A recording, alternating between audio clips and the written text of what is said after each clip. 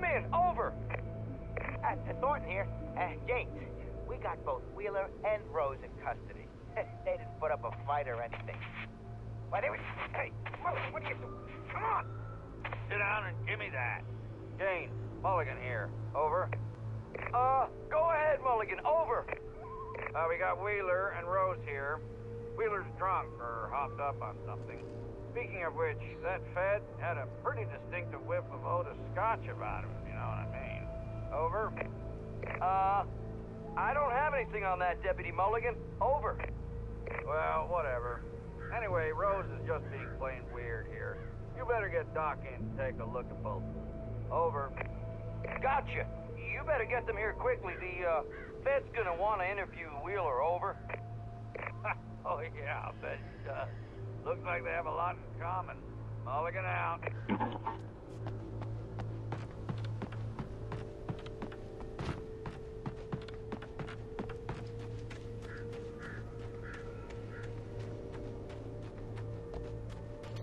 I imagined that the broadcast tower in the distance was part of the local radio station.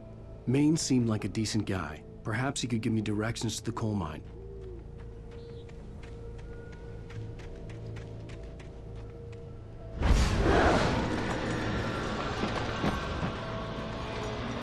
Unnatural shadows clung to the gate. The darkness that was after me was trying to stop me. I wouldn't get through without a light.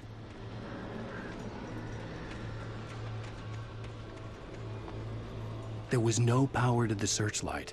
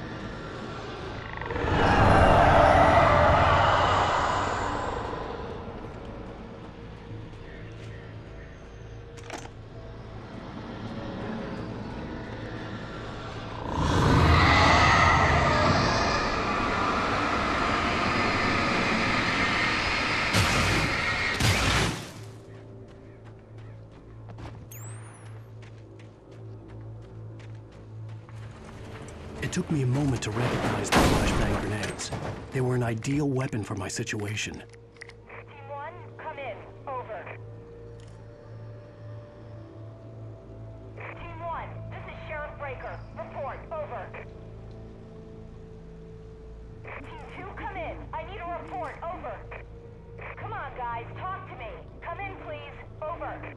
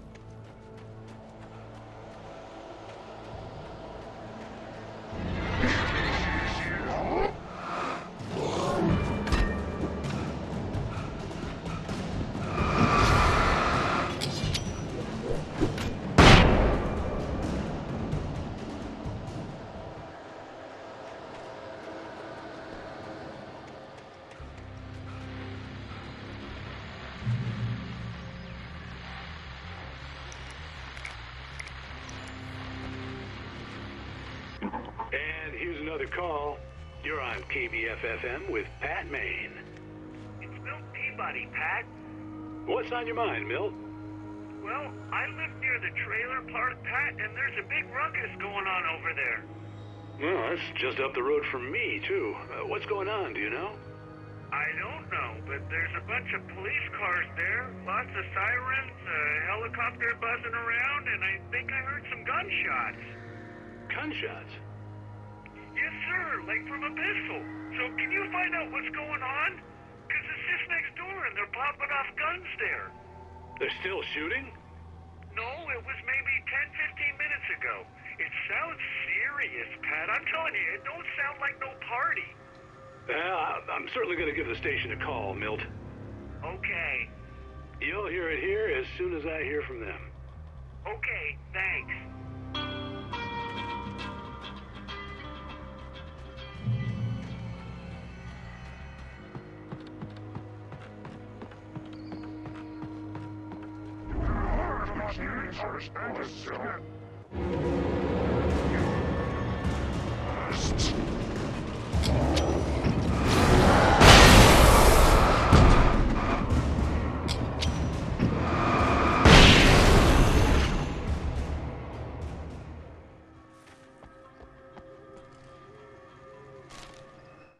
Touched by the dark presence, Rose was lost in a dreamland where everything was drawn in black and gray crayons.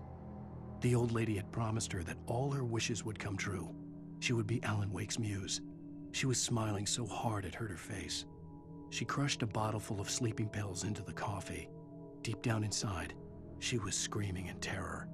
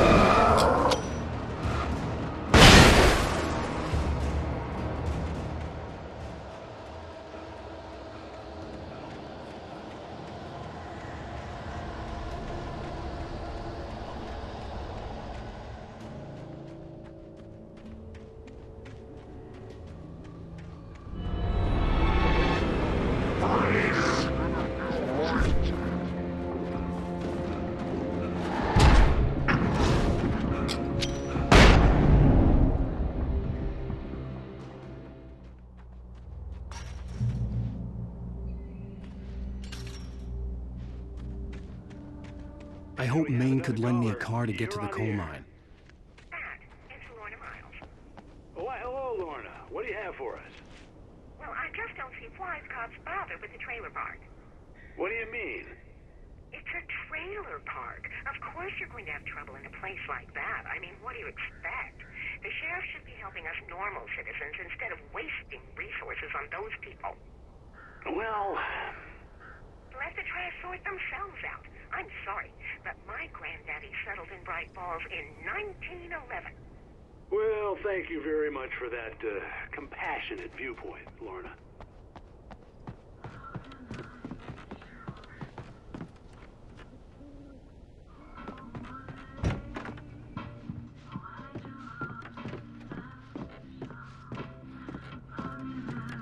Oh, here's a little surprise. The famous writer Alan Wake just walked in. Folks, I'm going to see if I can talk him into an interview. Come on in, Mr. Wake. Oh, I'm so glad you could find the time to do this, Mr. Wake. Nowhere to run now, Dan Brown. You back away from me. Don't hurt it. Whoa. Everyone calm down. Put the gun down. We're all friends here, right? Cool your jets, Nightingale. We got him. Judas Priest! What the hell's the matter with you? There's a civilian in there.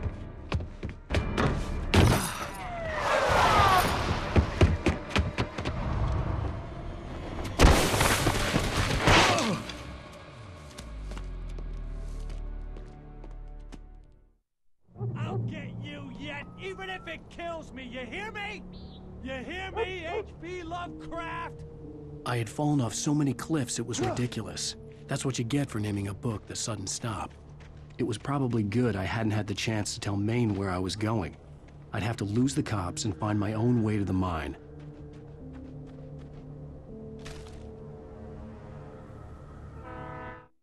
Nightingale stared through the broken studio window into the dark woods. He turned around, started to walk out, but Maine grabbed his arm. "Young man, you almost shot me. You don't shoot off rounds at people like that. What's the matter with you?" Nightingale shook his arm free, marched out. His cheeks burned with rage and humiliation.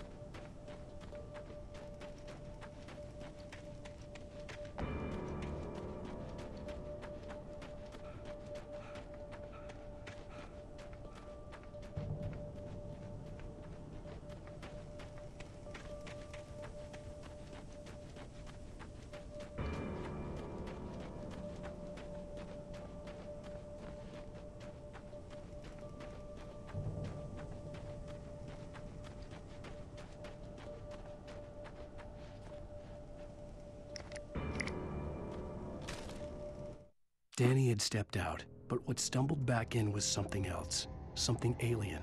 A monster. Walter tried to kill it, first with his fists, then a chair. It wouldn't die. Instead, it kept coming, unaffected by the beating it had taken. After Walter managed to kick it down the cellar stairs, fear took over. He ran, got behind the wheel, gunned the engine. The booze wouldn't make him forget, but he knew he had to try.